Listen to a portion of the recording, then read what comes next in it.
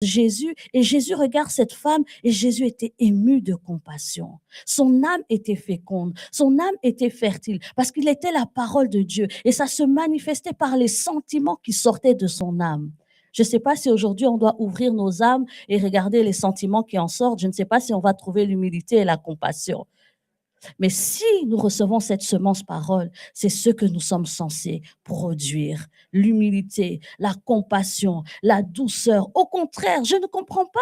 C'est nous les chrétiens, nous sommes dans toutes les randos possibles. Au lieu de chercher la paix, au lieu d'essayer de mettre les gens ensemble, quelque part, ça nous montre que tu n'as pas reçu la semence, que tu n'as pas reçu la semence, que tu n'es pas féconde. Parce que je le répète encore, toute semence est censée produire. Et dans ton corps,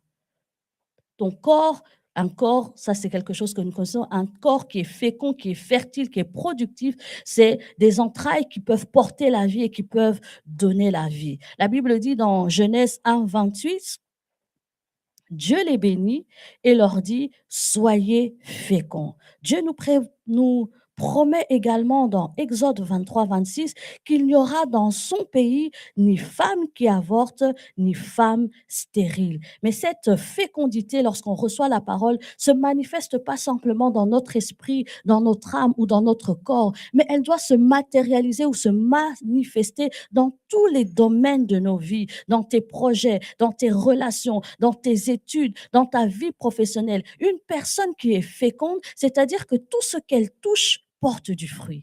Tout ce qu'elle touche réussit. C'est-à-dire que lorsque tu te lances dans un projet, dans un business, dans une affaire, parce que tu as reçu la semence parole, tu peux ou tu es capable de réussir dans tes entreprises. Le fruit que tu portes, le fruit que tu manifestes est déterminé par la semence que tu as reçue. Et je le répète encore, j'aimerais qu'on parte avec cela, la semence parole que nous recevons porte du fruit qui doit se matérialiser dans tous les domaines de nos vies, au niveau de notre esprit, de notre âme, de notre corps, mais doit s'étendre dans tous les domaines de notre vie.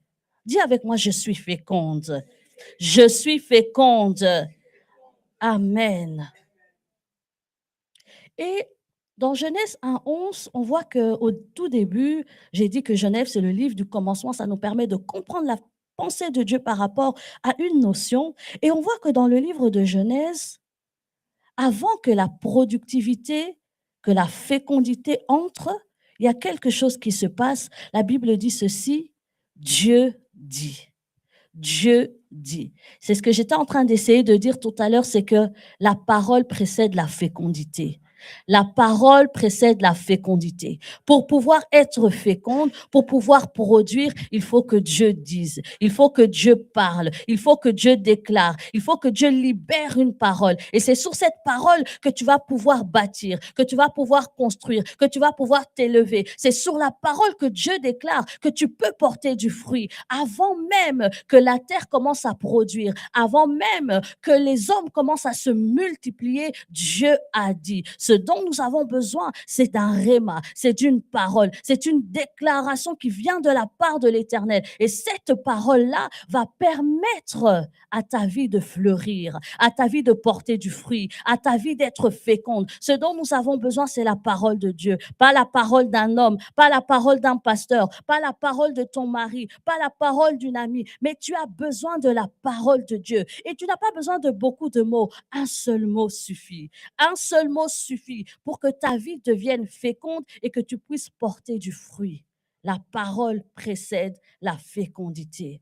Et cette parole dont nous sommes en train de parler, ce n'est pas que tu dois aller, je ne sais pas où, sur quelle montagne pour chercher qu'un prophète puisse déclarer un mot sur ta vie. Cette parole, elle est là. Cette parole, elle est là. Attache-toi à la parole de Dieu. Trouve un verset sur lequel tu vas t'appuyer et sur lequel tu vas pouvoir devenir être féconde. Je ne sais pas dans quel domaine de ta vie tu désires être féconde, tu cherches la fécondité, mais cette parole est une semence. Et cette semence ne rate jamais son but, ne rate jamais son but. Ton travail à toi, c'est de t'asseoir sur la parole. Médite-la jour et nuit. Trouve ce verset, trouve cette parole sur laquelle tu vas pouvoir t'appuyer. Peut-être que tu es dans tes études et que tu as des difficultés. Va chercher cette parole. La Bible dit que vous serez la tête et non la queue. Et sur base de cette parole, tu peux la déclarer. Et c'est cette parole qui va produire le fruit de la réussite, le fruit de la prospérité, le fruit de l'élévation.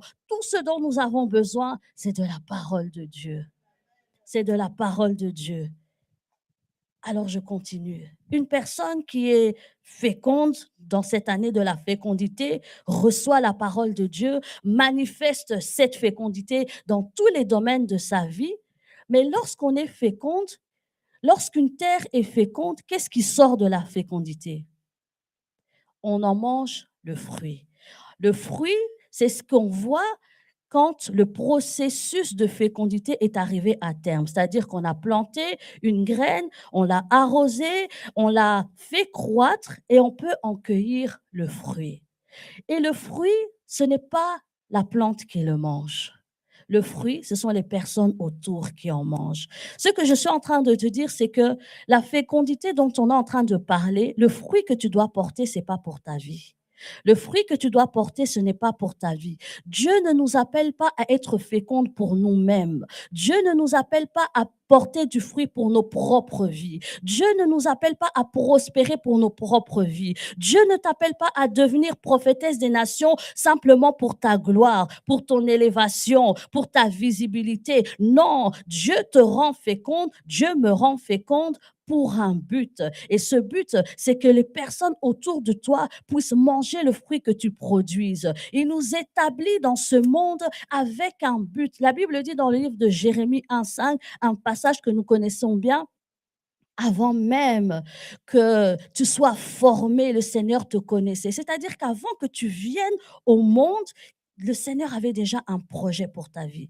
Il savait déjà que toi, tu allais prospérer dans le domaine des affaires. Et il t'envoie dans ce monde avec cette semence parole. Toi, ton but ou ton devoir, c'est de faire croître cette semence jusqu'à porter du fruit pour que les personnes qui sont autour de toi puissent manger le fruit que tu as produit. L'arbre ne mange pas de fruit pour lui-même. L'arbre ne produit pas pour lui-même, mais il produit pour être une source de bénédiction. N'est-il pas écrit que nous sommes la lumière du monde, le sel de la terre? Oui, il y a des personnes qui se meurent autour de nous et nous sommes cantonnés à une fécondité que nous voulons consommer nous-mêmes. Tu consommes tes bananes et tu veux les manger toi-même et tu ne veux même pas partager. Non, c'est pas à ça que Dieu t'appelle. C'est pas à ça que Dieu t'appelle. Dieu t'appelle à être féconde et à porter du fruit pour pouvoir être une bénédiction pour les autres. Et nous allons voir une femme qui avait compris cela.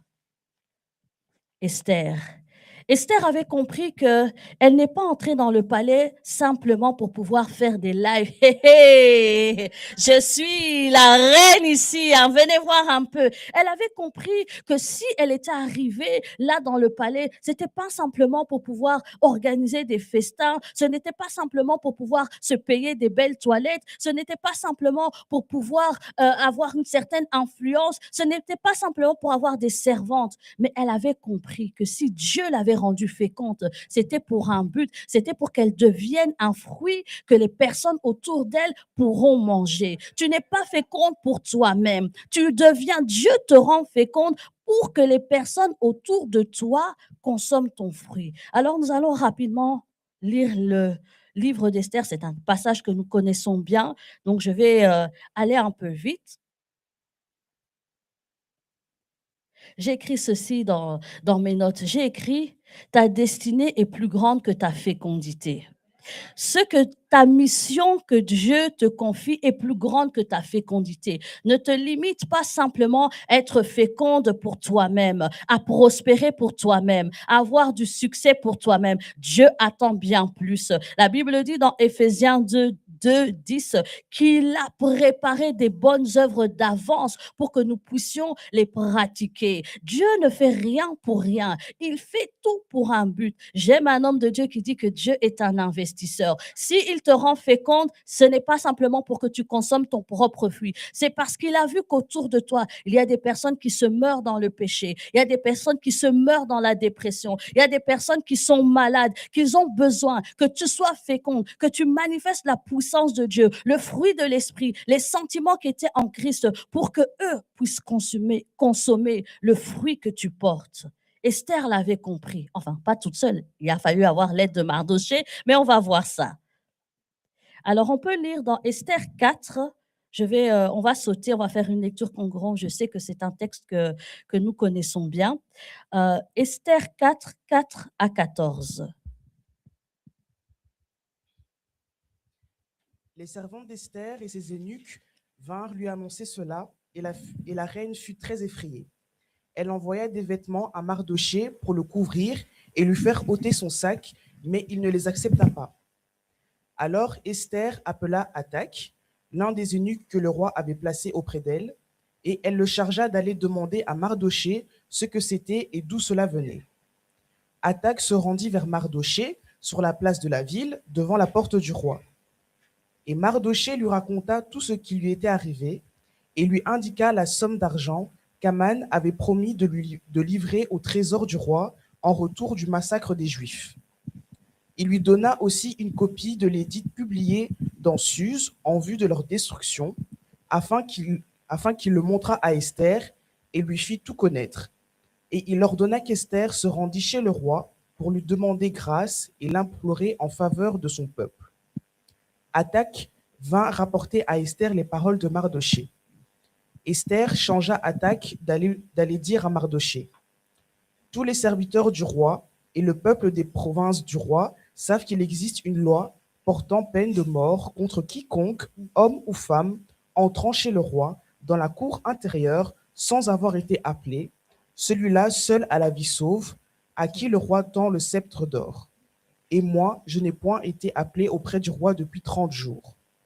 Lorsque les paroles d'Esther eurent été rapportées à Mardoché, Mardoché fit répondre à Esther: ne t'imagine pas que tu échapperas seul d'entre tous les Juifs, parce que tu es dans la maison du roi. Car si tu te tais maintenant, le secours et la délivrance surgiront d'autre part pour les Juifs, et toi et la maison de ton père vous périrez. Et qui sait si ce n'est pas pour un temps comme celui-ci que tu es parvenu à la royauté. Amen. Je crois que le texte est tellement clair. Mais nous allons quand même essayer d'ajouter ce que le Seigneur a déposé dans notre cœur. Donc, c'est l'histoire d'Esther, une histoire que nous connaissons bien.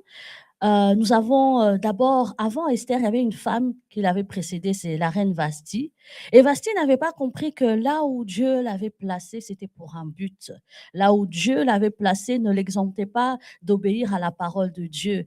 Vasti, peut-être aux yeux des hommes, elle portait du fruit, elle était mariée, elle avait de l'influence, puisque quand elle a désobéi au roi, même les eunuques, les conseillers du roi ont dit: ah non, avec son influence, toutes les femmes vont commencer à faire cela. Donc, elle avait une position, elle avait une autorité, elle avait une influence. Quelque part, on pouvait dire que Vasti portait du fruit. Vasti était féconde. Mais elle n'avait pas compris que si elle était là, ce n'était pas pour sa vie. Que si elle était là, c'était pour un but. Et que si Dieu l'avait pas placée là, c'est parce qu'il attendait quelque chose d'elle. Et lorsque le roi est venu pendant la fête, nous connaissons l'histoire, il a donné un festin pendant plusieurs jours et son cœur était réjoui. Et il a fait appeler Vasti parce qu'il voulait montrer, la Bible dit que c'était une très belle femme. Il voulait montrer, vous savez comment sont les hommes, hein? Il voulait montrer un peu à ses, vous savez, moi, ma femme là, vous allez la voir, que Vasti vienne un peu ici, que Vasti vienne un peu ici. Entre parenthèses, arrangeons-nous aussi pour que nos maris, quelque part, soient comme Assuérus, qui soit au milieu de ses amis et qu'ils ont envie de dire: ma femme là, venez un peu voir, parenthèse. Et donc, il fait appeler Vasti qui refuse de venir parce que Vasti n'avait pas compris que le fruit qu'elle portait n'était pas pour elle. Et surtout, que le fruit que nous portons ne nous exempte pas d'obéir à la parole de Dieu. Que dit la Bible à propos d'une femme mariée? La Bible dit dans Éphésiens 5, 25 que femmes, soyez soumises à vos maris. Le fruit que Dieu te donne de porter, attention, parce qu'il a été produit par la semence parole. Et si tu ne respectes pas cette semence parole, tu vas détruire le fruit que tu portes. Ce qui a été créé par la parole s'entretient par la parole. Si tu te détournes de la parole, tu es en train de détruire ce que tu as pu porter par la parole. Oui, Vasti avait oublié que oui, je porte du fruit, mais ce fruit doit être encadré. Ce fruit doit obéir à la parole de Dieu. Elle a pensé que parce qu'elle était arrivée, comme parfois aussi ça nous arrive, parce que tu es devenue maman, parce que tu es épouse, parce que tu prospères, parce que tu as la visibilité, tu penses que le fruit que tu portes te permet maintenant de vivre la vie que tu veux, te permet maintenant de parler à ton mari ou à tes parents ou à tes supérieurs comme tu veux. C'est ce que Vasti, quelque part, ça c'est moi qui imagine, elle dit, hey, tu vois pas les servantes que j'ai ici, tu vois pas la popularité que j'ai ici, tu vois pas la visibilité que j'ai ici, je suis féconde, je porte du fruit, je prospère, tout ce que je fais me réussit. Attention Vasti. Attention, Vasti. Attention, Vasti. La parole de Dieu, ta fécondité ou le fait que tu portes du fruit ne t'exempte pas d'obéir et d'honorer à la parole de Dieu. Et parfois, ça nous fait défaut. On a l'impression qu'on est arrivé. Tu commences à parler aux personnes qui sont autour de toi n'importe comment. Voyez comment elle a rabroué l'ordre de son mari, elle pensait qu'elle était arrivée. Parce à cause du fruit, à cause des avoirs, ça a corrompu son cœur, ça a changé sa mentalité. Elle a commencé à croire que, qu'est-ce que c'est un homme d'ailleurs? D'ailleurs, mais moi, je peux tout. Je me suffis à moi-même. Je peux vivre par moi-même. J'ai tout ce qu'il me faut. Attention, que le fruit que tu portes ne te monte pas à la tête. Rappelle-toi que ce que tu portes vient d'une semence et que si cette semence sèche, le fruit aussi va sécher. Revenons à Esther. Et donc, Esther, nous connaissons l'histoire. Vasti est détrônée. On organise le concours de Miss, comme j'aime appeler, et la Miss des Miss Esther, elle est sélectionnée. Elle est sélectionnée, elle rentre dans le palais. Nous connaissons, je passe vite. Et puis, elle arrive dans le palais, elle arrive dans son confort. Et un jour, on lui dit que que Mardoché, qui était son mentor, son tuteur, son cousin, il se présente devant la cour avec un sac. Et elle dit, non, mais va te couvrir. Elle envoie des personnes lui dire, non, il faut te couvrir, tu ne peux pas te présenter comme ça à la cour.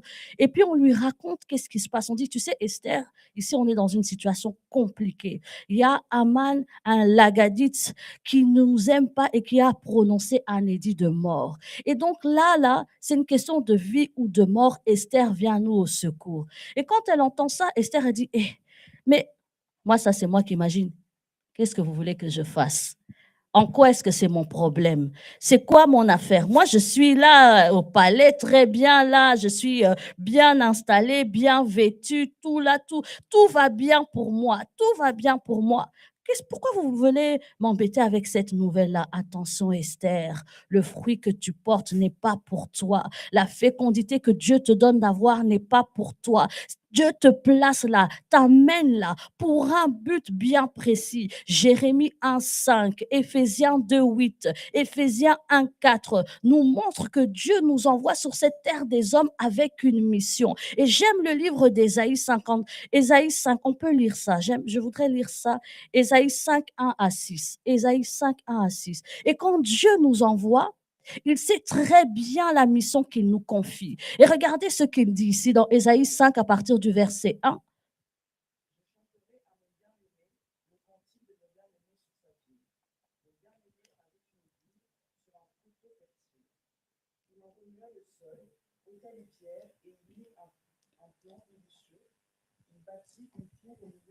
Tu peux t'arrêter ici, je voudrais. Voilà, vous voyez, la semence, le bien-aimé, c'est le Seigneur. Et il a une semence. Et regardez ce qu'il fait. On peut afficher, s'il vous plaît, le verset 2.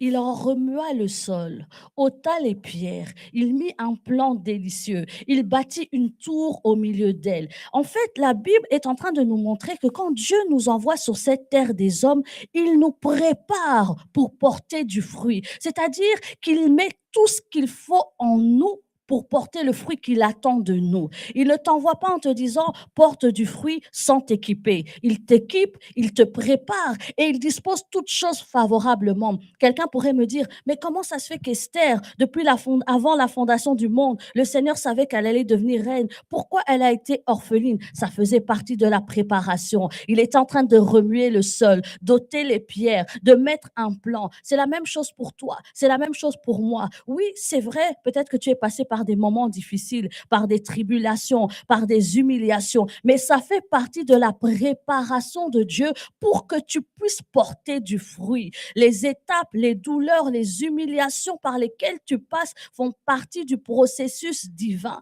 pour que lorsque tu sois au moment donné, tu sois capable de produire le fruit. Je ne pense pas que si Esther n'avait pas eu la destinée ou l'enfance qu'elle avait eue, je ne pense pas qu'elle serait arrivée là. Dieu prépare. Il n'y a rien qui est laissé au hasard. Il remue le sol, il ôte les pierres, il met un plan délicieux. Vous savez, parfois, on vit certaines situations, on a l'impression que Dieu nous a abandonnés, que Dieu ne nous aime pas, que Dieu nous a rejetés. On a l'impression qu'il y a des enfants préférés de Dieu. Non, il est en train de préparer le sol. Oui, ça fait mal. Vous savez, quand on prépare le sol, là, c'est avec des bêches. C'est avec, on doit enlever comment dirais-je, les herbes mortes. On doit te détacher du péché. On doit te dépouiller de l'orgueil. On doit te séparer. C'est une préparation pour que quand la semence parole va tomber dans la terre que tu es et que je suis, elle puisse porter du fruit. On peut continuer la lecture. Et j'aime ça. On peut reprendre le puis elle espéra qu'elle produira de bons raisins. Mais il y a un problème, c'est que Dieu te prépare, te dispose, te donne tous les éléments nécessaires pour porter du fruit. Et qu'est-ce qui se passe? Tu en produis de mauvais. Conséquence?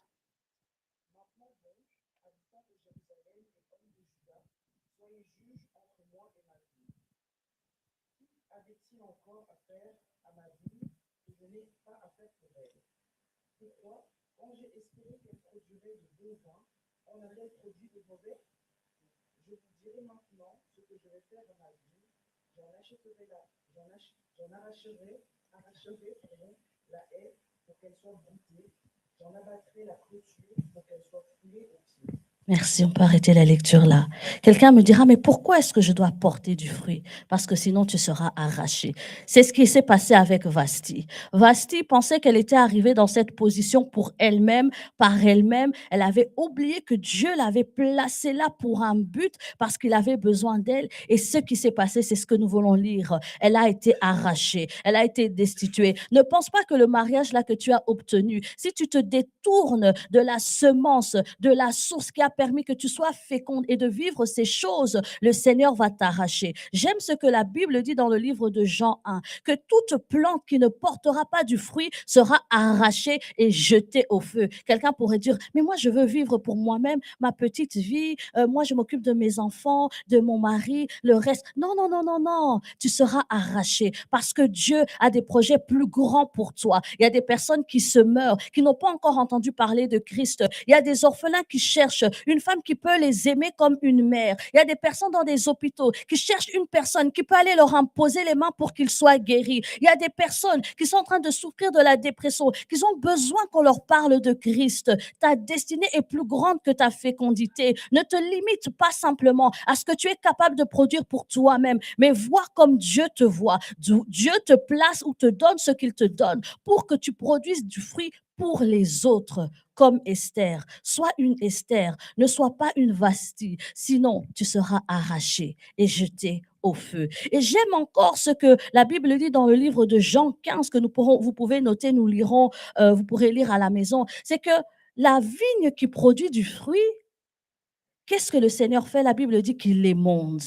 Qu'est-ce que ça veut dire émonder? Ça veut dire tailler, ça veut dire enlever, ça veut dire ôter, ça veut dire étirer. Ça veut dire que si si tu ne produis pas du fruit, tu es arraché et jeté au feu. Mais quand tu produis du fruit, le Seigneur te taille encore, il te façonne, il t'éprouve pour que tu portes encore plus de fruits. Et j'aime Anne parce que c'est ce que Anne était en train de faire. Anne, elle était une vigne féconde. Elle avait l'amour de son mari. Elle avait des biens. bien, mais il lui manquait quelque chose. Et Dieu est en train de l'émonder au travers les humiliations de Pénina, parce qu'elle devait porter du fruit, non pas pour elle, mais pour toute une nation, je dirais même pour toute une génération. Oui, pour que Samuel vienne, il a fallu que Anne passe par l'émondation, par l'humiliation, par la honte, par la détresse, pour pouvoir produire du fruit qui pourrait être mangé par tous ceux qui verraient Samuel.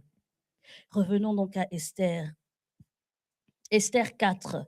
Je suis en train d'aller vers la fin pour que nous puissions avoir le temps de prier parce que tu dois être féconde. Mais féconde pas seulement pour toi, féconde pour les hommes, féconde pour les projets de Dieu pour ta vie ou sur ta vie, comme tu veux.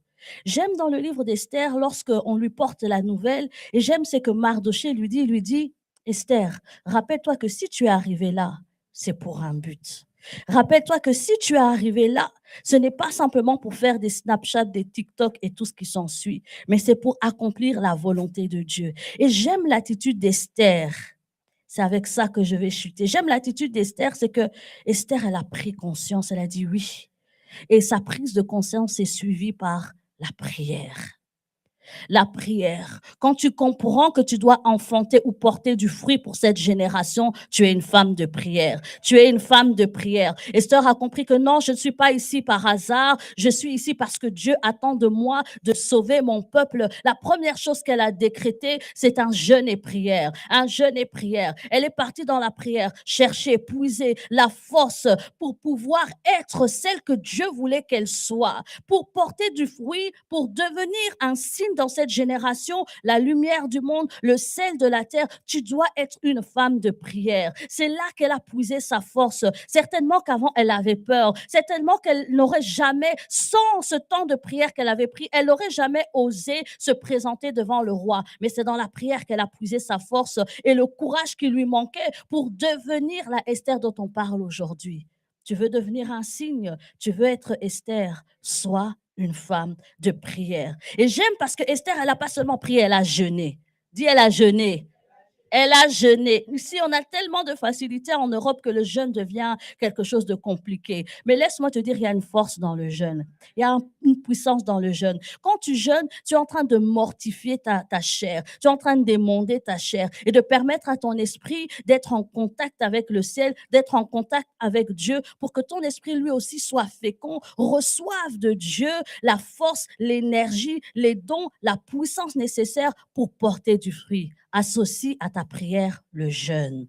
Associe à ta prière le jeûne. Le jeûne et la prière. Voici les armes qui ont permis à Esther de devenir un signe dans sa génération. Pas seulement féconde pour elle-même, mais féconde pour les autres. Pas seulement féconde pour ses propres besoins, mais féconde pour les intérêts du royaume. Pas seulement féconde pour satisfaire ses propres désirs, mais féconde pour être un instrument utile entre les mains de Dieu et servir dans sa génération. Et ma prière, j'ai toujours tendance à dire ce matin, mais cet après-midi, c'est que chacune d'entre nous ait conscience que Dieu veut que tu sois féconde au travers de sa parole, mais que le fruit que tu dois porter, tu ne dois pas le manger seul. Le fruit que tu dois porter, c'est un fruit qui doit être mangé par les nations. N'est-il pas écrit dans Romains 8, 20 que la création soupire après la manifestation des fils de Dieu? C'est-à-dire que le fruit que tu dois porter doit être tellement grand, tellement visible, que les personnes autour de toi accourent pour venir chercher la paix, pour venir chercher un conseil, pour venir chercher une prière, pour venir chercher une orientation,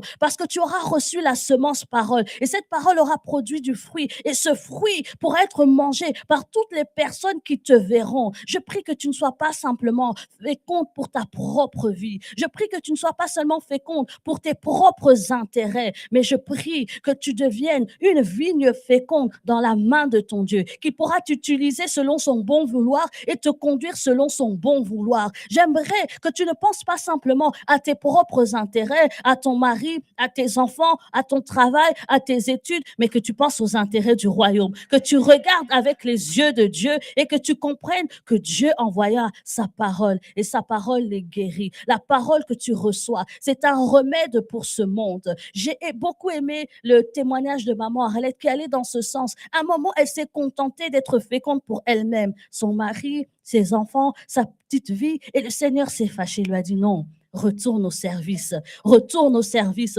La semence que tu reçois n'est pas pour toi. La semence que tu reçois n'est pas pour toi. La semence que tu reçois n'est pas pour toi. Et j'aimerais clôturer pour que nous puissions prier avec un témoignage qui est un peu similaire à celui de maman Arlette. C'est que j'ai traversé par la grâce de Dieu quelques saisons. Je ne suis pas si âgée, mais j'ai quand même pu traverser quelques saisons. Et j'ai une saison où j'étais sèche pour le Seigneur, si je puis dire comme ça, même si quelque part aux yeux du monde, j'étais féconde. Et un jour, comment est-ce que je suis sortie de cette saison sèche, j'ai envie de dire, pour retracer un petit peu mon parcours, j'ai reçu le Seigneur assez jeune. J'ai eu la grâce de me convertir à l'âge de 14 ans. Gloire au Seigneur. J'ai évolué dans une assemblée jusqu'à l'âge où je me suis mariée, 23 ans. Et j'étais tout feu, tout flamme pour le Seigneur dans tous les secteurs, tous les services. Vraiment, j'étais vraiment très engagée. Puis vient une autre saison de ma vie, je me marie, les enfants arrivent. Et donc, dans cette saison-là, je ne pouvais plus tellement servir le Seigneur. Mais quelque part, je prenais cela comme une excuse. Parce que je crois que tu n'as pas besoin d'être ici devant un micro pour servir Dieu. Je crois que Dieu te donne l'opportunité de le servir partout là où il te place. Et je prenais ça un peu comme une excuse. Oui, mais moi j'ai les enfants, moi je peux pas, moi ceci. Mais tu sais que tu peux remporter des grandes batailles de chez toi à la maison. Tu peux intercéder pour ton église, pour ton pasteur. Tu peux prier pour les malades. Tu peux intercéder pour les prisonniers. Et c'est ce que le Seigneur m'a fait voir, que tu n'as pas besoin d'être à l'église pour le servir. Tu n'as pas besoin d'être à la chaire pour le servir. Tu n'as pas besoin d'être visible même pour que les personnes mangent de ton fruit. Parce que la prière, c'est un fruit qui se mange. Croyez-moi, peut-être que tu ne peux pas te déplacer, mais les prières que tu fais monter au ciel envers une personne, les personnes, l'exaucement de ces prières, c'est un fruit que les personnes peuvent bénéficier. Alors, je crois que dans chaque saison, tu peux être utile. Tu peux être une vigne féconde. Tu peux porter du fruit. Tu peux servir Dieu, peu importe la saison dans laquelle tu te trouves. Et c'est comme ça que j'ai commencé petit à petit à servir Dieu dans l'intercession, etc. Et je passe. Et le Covid arrive, 2020, le Covid arrive. Et là, grand choc, je perds mon père du Covid. Et là, ma façon de servir Dieu a pris un shift incroyable. J'ai compris que nous ne sommes que des poussières, que nous ne sommes que des vapeurs. C'était un médecin reconnu, il avait l'argent, il avait des voitures, il avait une maison, il avait un statut, un rang social, il voyageait sans vouloir vraiment me vanter, mais vraiment, il avait tout ce qu'un homme pouvait imaginer. Mais il est parti. Et j'ai compris que moi aussi, je partirai par là. Je passerai par là. Mais je voudrais que quand je rencontrerai mon Créateur, qu'il puisse me dire, bon et fidèle serviteur, entre dans le repos de mon maître. Et cette prière, c'est une prière que je vous laisse cet après-midi. J'aimerais que vous puissiez rentrer auprès de votre Dieu en disant mission accomplie. Ce que tu m'avais envoyé faire sur la terre des hommes, je l'ai fait. Voilà, tu m'avais envoyé pour gagner les nations, je l'ai fait. Tu m'avais envoyé pour prêcher l'évangile, je l'ai fait. Tu m'avais envoyé pour visiter les pauvres, je l'ai fait. Tu m'avais envoyé pour prendre soin des orphelins, je l'ai fait. J'aimerais que quand tu sois face à ton Créateur, tu puisses dire mission accomplie. Que Dieu nous bénisse. Alléluia. Nous allons passer un temps dans la prière avant que je puisse céder. Il me reste que quelques minutes et pour les 5 minutes qui me restent, j'aimerais vous demander de vous tenir debout. Nous allons prier. Nous allons prier. Tu es une vigne féconde. Tu es féconde. Dans cette année de la fécondité, tu dois et tu vas porter du fruit parce que la parole de Dieu n'échoue jamais. Mais ce fruit que tu dois porter, tu dois l'enfanter dans la prière. J'aimerais que nous puissions nous tenir comme Esther. Esther, une fois qu'elle a compris, qu'elle a réalisé que Dieu l'avait placée là pour un but, qu'est-ce qu'elle a fait? Elle a prié. Alors nous aussi, comme Esther, parce que nous avons compris, nous avons réalisé que Dieu nous place là où il nous place pour un but but, pour accomplir sa mission, pour accomplir la mission qu'il nous a confiée. Nous voulons maintenant enfanter cela dans la prière. Je ne sais pas dans quelle direction tu vas aller, mais tu peux déjà commencer à ouvrir ta bouche. Le ciel est déjà ouvert, le Seigneur est en ce lieu. Tu as reçu la parole de Dieu est une semence. Montre-moi que cette semence est tombée sur une terre fertile et montre-moi le fruit de la foi qu'elle a produit. J'aimerais entendre une femme de foi qui a reçu cette semence cet après-midi manifester le fruit de la foi par sa prière. Manifester